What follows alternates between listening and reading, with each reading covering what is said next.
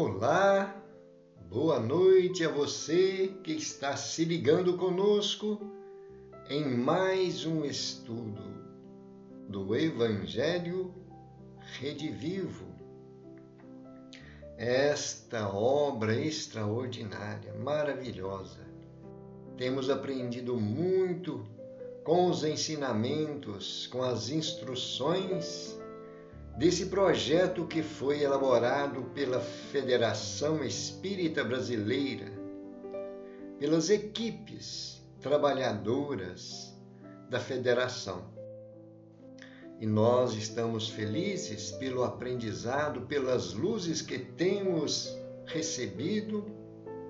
Estamos no primeiro livro e já no tema 4, que tem o título O Evangelho de Jesus e a Doutrina Espírita.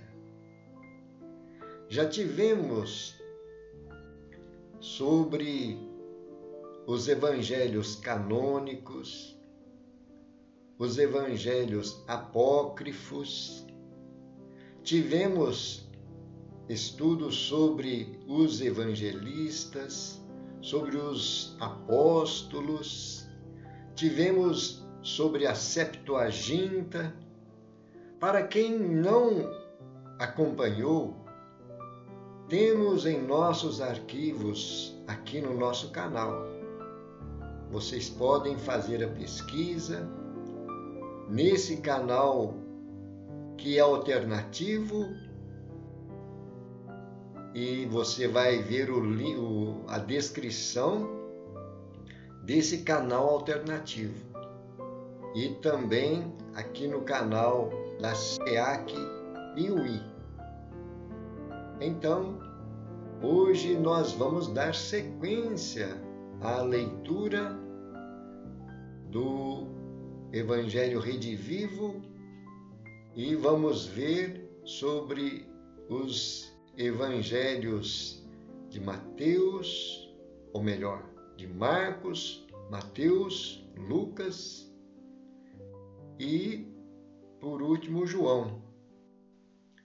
Nós então vamos nos preparar pedindo aos amigos espirituais que venham em nosso auxílio,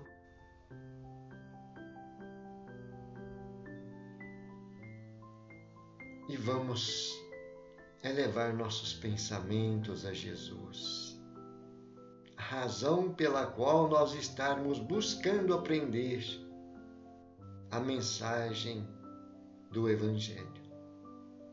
Senhor, estamos felizes com todo o aprendizado que temos recebido sobre a tua mensagem. O Evangelho que tanto ilumina os passos daqueles que procuram conhecer a verdade através dos teus ensinamentos. Por isso nós te pedimos que nos ajude na nossa imperfeição. Queremos aprimorar nossos conhecimentos, queremos buscar o conteúdo necessário para que nós também possamos ser propagadores da Boa Nova. Divino amigo, que a tua paz e a tua luz permaneça junto de cada um de nós. Assim seja.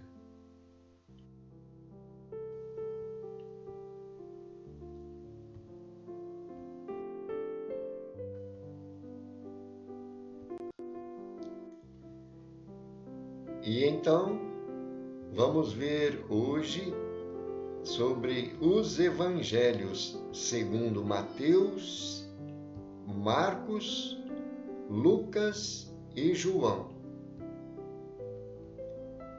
Relata Leon Denis: o Cristo nada escreveu.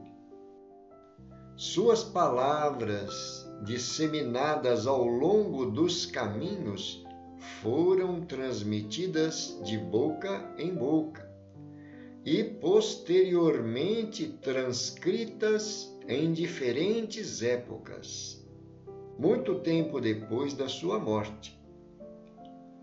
Uma tradição religiosa popular formou-se pouco a pouco, tradição que sofreu constante evolução até o século IV.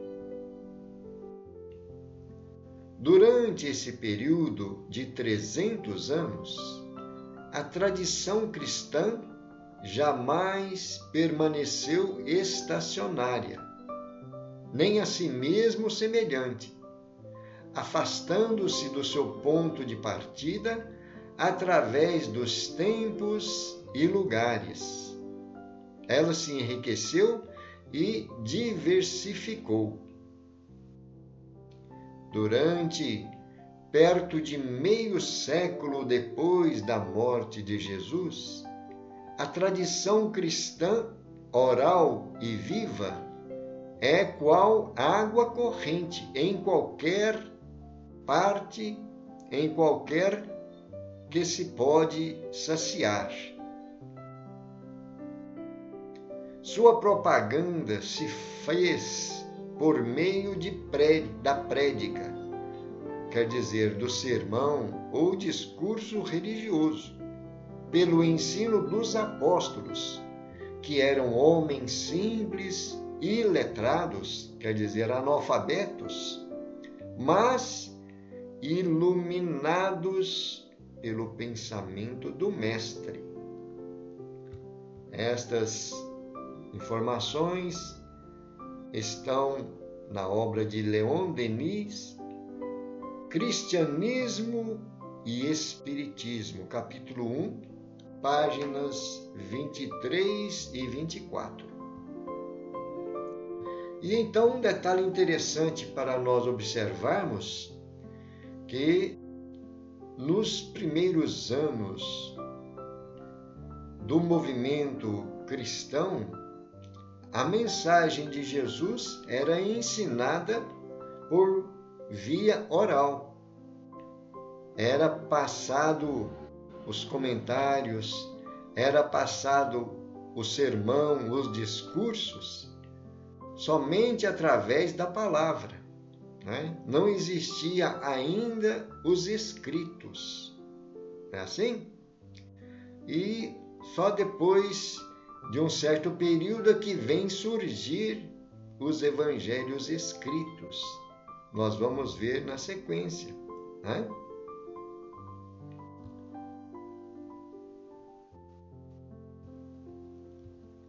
Infelizmente, os diferentes segmentos da igreja cristã se afastaram efetivamente da mensagem do Cristo, conduzindo-se por políticas e normas clericais definidas, sobretudo nos conselhos eclesiásticos.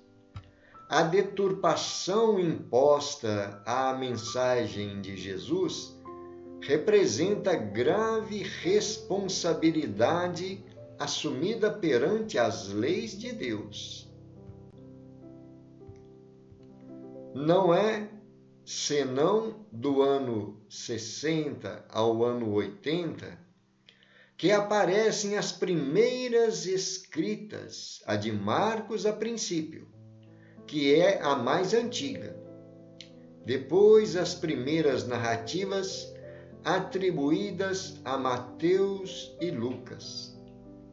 Todas escritos fragmentários e que se vão acrescentar de sucessivas adições, como todas as obras populares. Foi somente no fim do século I, do ano 80 ao ano 98, que surgiu o Evangelho de Lucas, como o de Mateus, o primitivo atualmente perdido. Finalmente, do ano 98 a 110 depois de Cristo, apareceu em Éfeso o Evangelho de João. Vemos também na obra de Leon Denis, Cristianismo e Espiritismo, capítulo 1, na página 24. Evangelho segundo Mateus. Seguramente, depois de 70 anos, após a destruição de Jerusalém e posteriormente ao Evangelho de Marcos, o texto conhecido nos dias atuais surgiu na Palestina, escrito em grego, em bom estilo literário para leitores da língua grega. Posteriormente, foi traduzido para o latim, que é a Vulgata. Alguns estudiosos acreditam que o texto original de Mateus foi escrito em aramaico e, mais tarde, traduzido para o grego. Se efetivamente esse texto existiu, foi perdido. No tempo em que foi escrito, a Igreja cristã já ultrapassava os limites de Israel. São detalhes importantes para nós ficarmos bem informados sobre a história de como surgiram os evangelhos, né, gente? Agora nós vamos ver as características gerais do Evangelho segundo Mateus. Vamos ver que está na Bíblia de Jerusalém. Na introdução, Evangelho de Mateus, páginas 1694 e até a página 1696. Na composição literária do seu Evangelho, o autor empregou como fontes o Evangelho de Marcos e outros escritos particulares. Fez um trabalho de compilação bastante pessoal. É um texto rico de hebraísmo. As linhas gerais da vida do Cristo encontradas no Evangelho de Marcos são reproduzidas no Evangelho de Mateus, mas segundo um novo plano, porque os relatos e os discursos se alternam. Para Mateus, Jesus é o Filho de Deus e Emmanuel, que quer dizer Deus conosco. Desde o início, no fim do Evangelho, Jesus, enquanto Filho do homem, é dotado de toda a autoridade divina sobre o reino de Deus, tanto nos céus como na terra. O título de Filho de Deus reaparece nos momentos decisivos do relato. O batismo, que está no capítulo 3, versículo 17.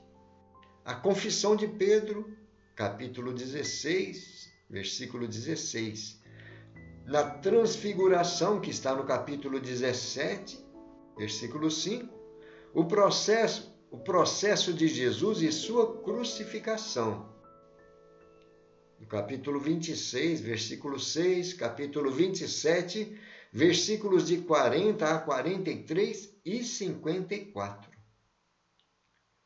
Ligada a este título, encontra-se o de Filho de Davi, indicando que Jesus era da linhagem real do rei Davi, 10 vezes, como em capítulo 9, versículo 27, em virtude da qual Jesus é o novo Salomão, curador e sábio. Com efeito, Jesus fala com a sabedoria encarnada.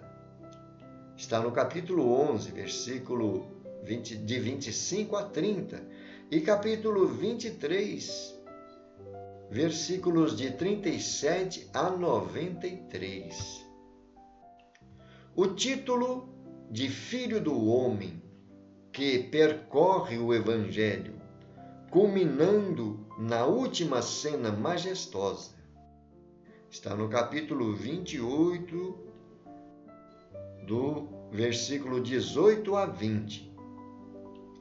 O anúncio da vinda do reino acarreta uma conduta humana que em Mateus se exprime sobretudo pela busca, pela justiça e pela obediência à lei. A justiça é tema preferido de Mateus. Nós vemos no capítulo 3, versículo 15, capítulo 5, versículo 6, capítulo 10, versículo 20, capítulo 6 a 33, versículo 33, capítulo 21, versículo 32. É aqui a resposta humana de obediência à vontade do Pai, que é o dom divino do perdão.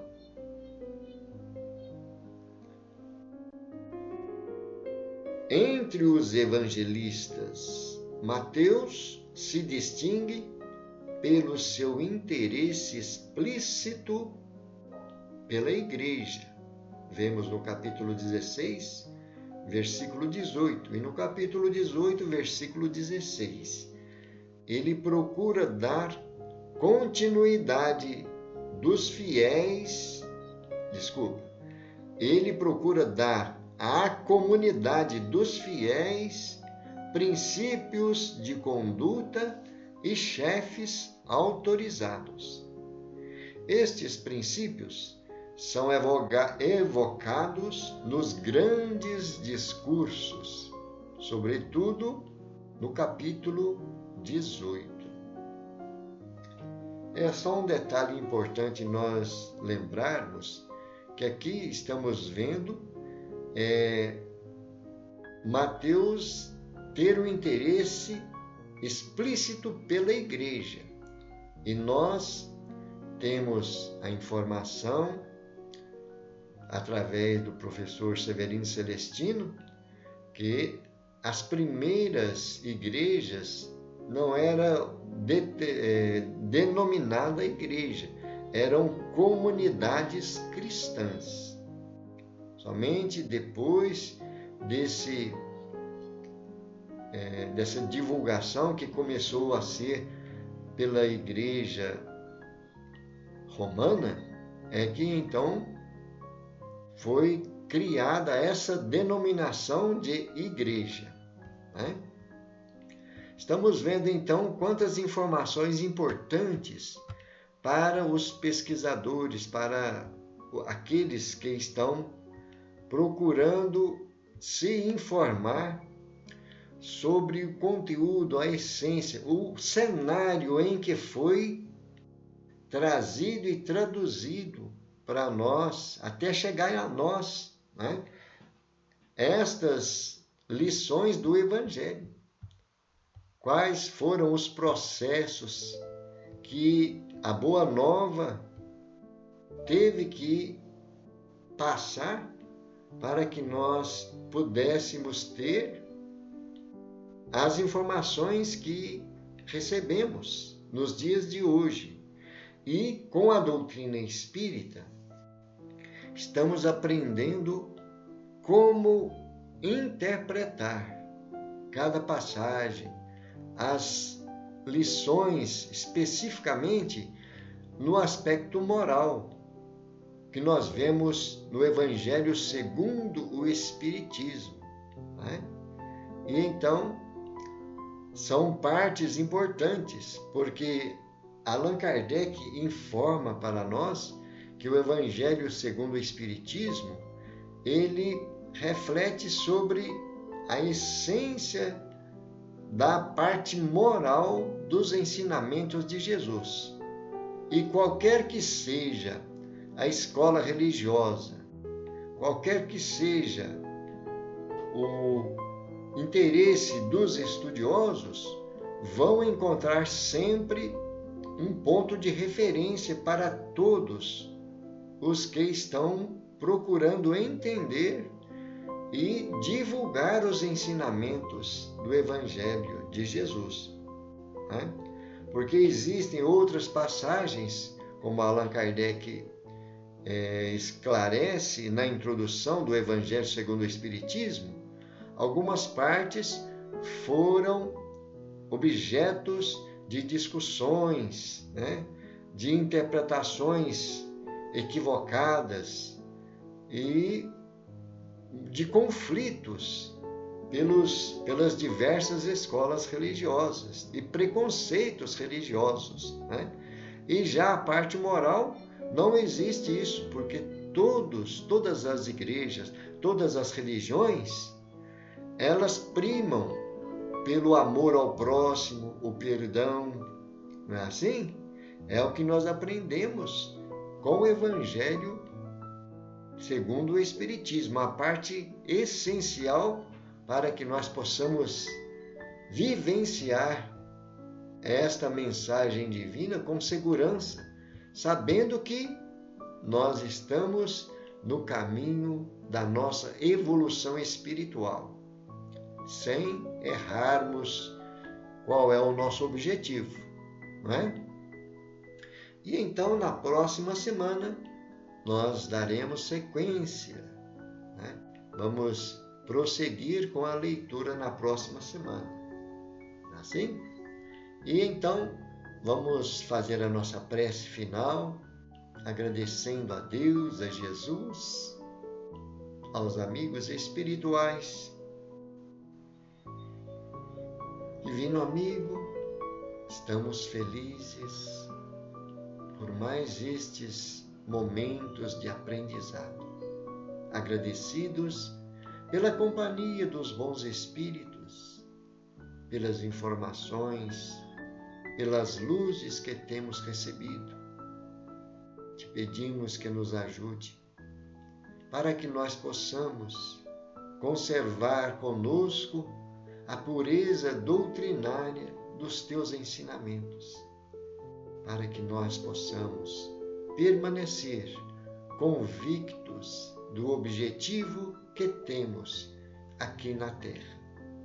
Que esta paz permaneça, Senhor, em nossos corações. Assim seja.